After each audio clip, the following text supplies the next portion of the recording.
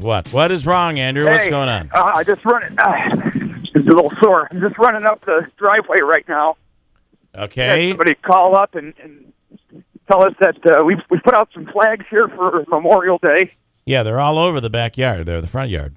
Yeah, and the little ones, the little 1 foot type things. Yeah, one's kind of tipping over, touching the ground. Oh, that's not supposed to happen. I know. So you're going out there. So somebody called and said they saw it there, and that's disrespectful.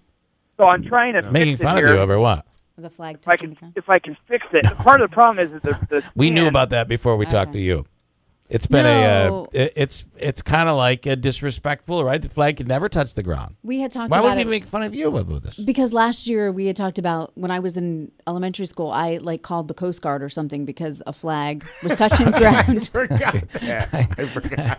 That's why I thought Andrew was making fun. No, so Andrew is our Coast Guard right now, and so I've been able to. I was going to bring it in, but I've been able to reposition the spoke, or whatever, not the spoke. All right, well, it should not be, any flag should not be touching the ground. There should always be a light on the flag. That's why I had a big problem, and nobody listened to me, but Rob Esch has, and I had a problem with the flags all around the auditorium. Because there were no lights. And there were no lights on those flags. And it was nice to have all those American flags. You okay there, Andrew? Are you all right? Yeah. Okay. Yeah, it's just a little warm and early. You're on your way back in. Is that Andrew or Stephen? But I'm going to try, and there's another one over by the garden here. I'm going to just make sure that all the flags are upright. Well, that's a good thing to do. Thank you. I just took up on them by mistake. But the flags were all around there, and there were no lights on the flags. Mm-hmm. So at nighttime, you couldn't see them. But of all places, the Utica Memorial Auditorium, which, by the way, is dedicated to veterans, right? Mm-hmm. It would be very important to make sure that the flags are appropriately displayed. I think that's an important thing. All right, let me do some stuff that I haven't been able to get into. I just canceled a couple things, so I had some time to get this stuff in here. Can I get one more thing in? Oh, my Lord. I can't even believe it. Boilermaker bibs. We have Boilermaker bibs. We do. Bibs. Oh, I saw that in the VIP club. We do. So it doesn't and cost you anything. There are very few of these left. Correct. So through this weekend and next week, go on, join our VIP club. If you're looking for a bib, because they're all gone, you can win one through our VIP club. Again, it won't cost you anything. We'll ask for your email address. We don't do anything. We don't sell it. None of that. So that's a last chance. This is the last call on these bibs. All right, it's WIBX950.com. Now, Spelling Bee, the National Spelling Bee ended in a tie once again. And didn't they say they were going to prevent the tie by adding harder words? And look what's happened. And the Scripps National Spelling Bee ended in a tie last night for the third year in a row. 11-year-old Nihar Janga was the first co-champion when he spelled the word Feldenkrais. Feldenkrais. Listen in here. Feldenkrais. Feldenkrais. Can I have the definition? Feldenkrais doesn't really have a definition. It is used for a system of aided body movements intended to increase body awareness and ease tension. So I guess that's its definition. That's what it's used for. It's a trademark. Can I? Okay, first of all. Is that legal to use a trademarked that's just not fair.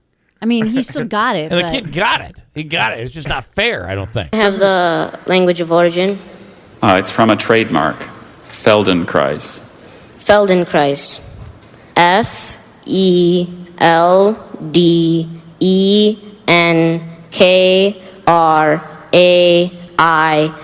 Feldenkrais. That's correct.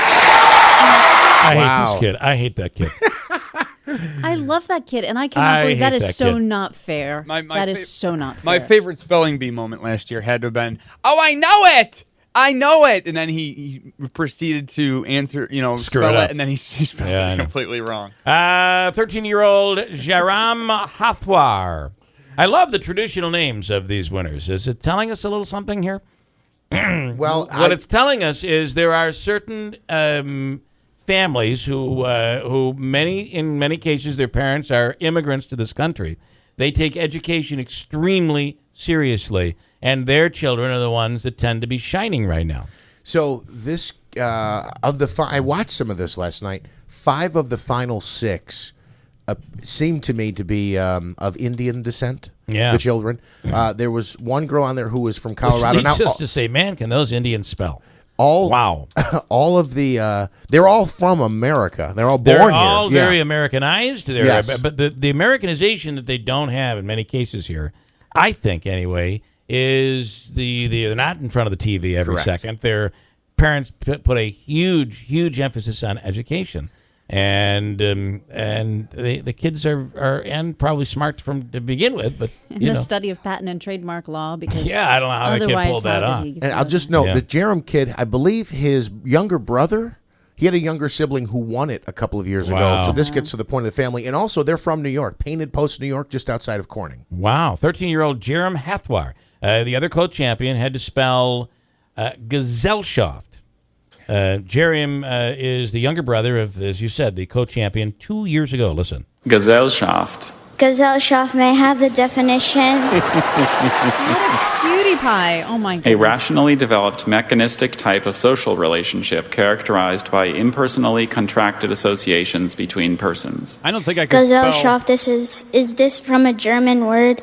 Yes, it is. Gesellschaft. GESSELLSCHAFT.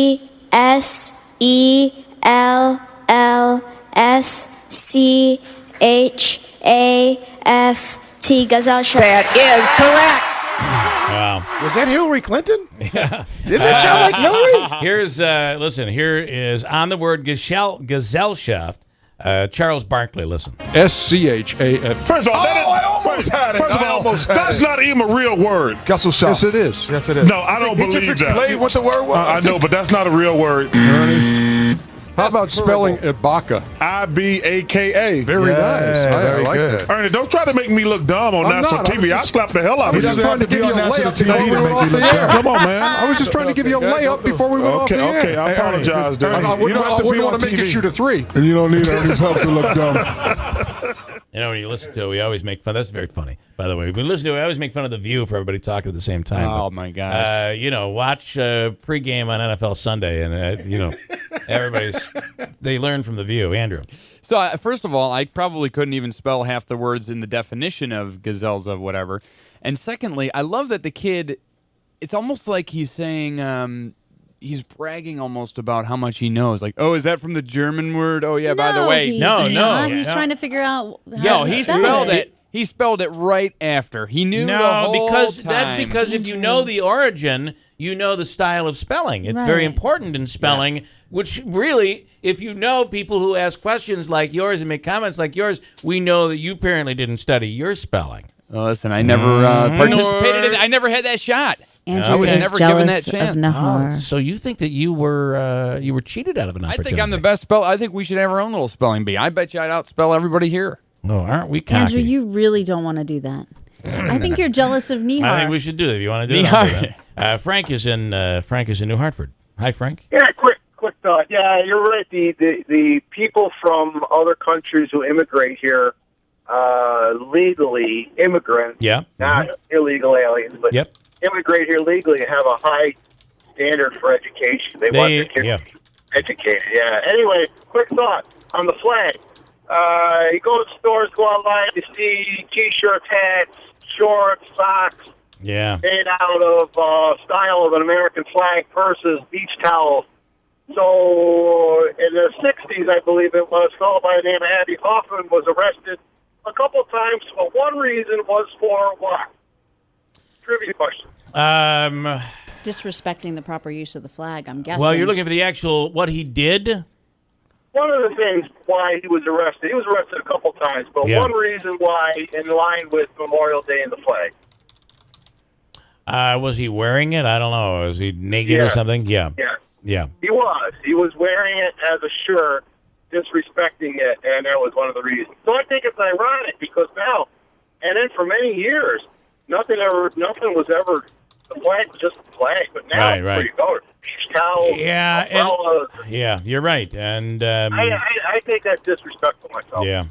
Well, you're probably right. And how did that? I guess the question would be: how did that make its way into pop culture without anybody stopping it? It's marketing, right? Yeah, you're right. So, yeah. But I think, my father served in the Second World War, and on behalf of all the veterans, I think that's highly disrespectful. And to wear like a shirt? That's just me. Yeah, I think that it's at one point in our history, and as he's saying, back even into the 60s, it would be disrespectful to wear an American flag or anything like that. I feel like that's a generational thing because I've always thought that was, you're showing off your patriotism. You're wearing a flag. And by the way, I mentioned that Flag Day ceremony. I know people who show up there who are veterans who wear like a button-down shirt, and it looks like they're wearing a flag. I think that's a generational thing. Yeah, you're probably right.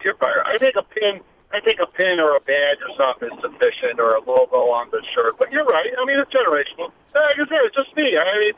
Listen, and Frank, off, I don't know this. And you don't see it as much Memorial Day weekend, but 4th of July weekend, there's always some girl on the beach with a American flag bikini, and I must say, now that's some damn patriotism right there. Look at Rocky too, the movie. Yeah, that's right. What's his name there? The boxer. Yep. Flag dance around the ring. Well, it's all the world we live in today. It's a different world. So, Frank, interesting point. Something to think about. Thanks, man. Yeah. Have a great weekend too. Now the lines are loaded on this, and you want to talk about it. Well, I just had a conversation with somebody about this while I was visiting a retail store recently, and I think I would be lying if I said it didn't bother me when I saw the flag shorts. Like, I think I can stomach a shirt better than I can shorts. I don't know. It's just a gut reaction. Respect I just hate thing. to say it. It's just so sexy. I don't know you're how that You're picturing a pair of has... cut-off shorts, and I guess, yeah. Sorry about.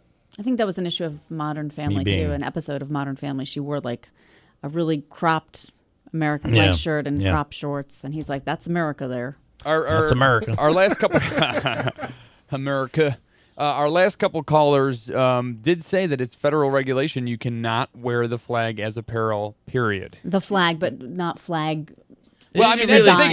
If you're wearing the flag, colors. That's one thing. But if you are wearing a shirt that depicts the flag, right, different. Where's the line? I don't know. Is it really federal law, though? Because a lot of that stuff if has you look at changed. the regulations, they're saying if you look at the regulations as to how to display and what to do and not to do. I'm not sure that would make it through constitutional law.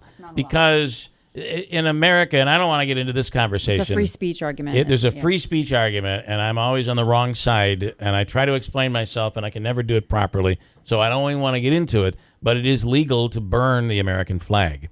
And while it's disrespectful and horrific, I see it, it is constitutionally legal in the United States. Maybe as a not freedom, a law, but as a freedom of expression. It might be a federal guideline. As to how fine, to display. But I don't think there's any federal law that says you can't.